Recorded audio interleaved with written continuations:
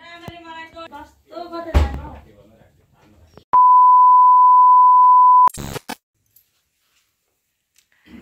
Guys, आज चाहिँ टिका हो है, फर्स्ट डे हो। हामी चाहिँ माइत घर जानको लागि रेडी भइरहेको छौँ है। आमा छोरी हस्बेन्ड हो।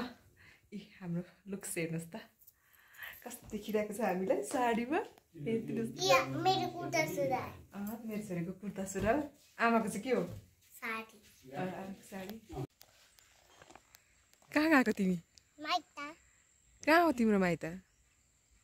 माथिबाट जान्छु म त गाडी कुदाउँदै। कहाँ हो माइत? माइत बानकाबे। तिम्रो चाहिँ मामा घर होइन क्या हो? मेरो पो माइत हो त। मेरो माइत।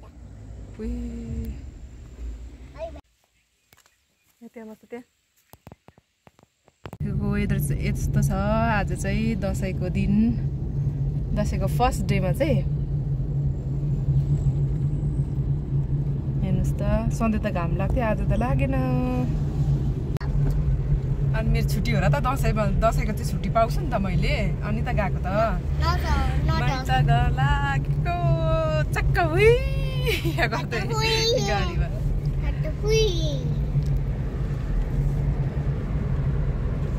नानी यता हेर,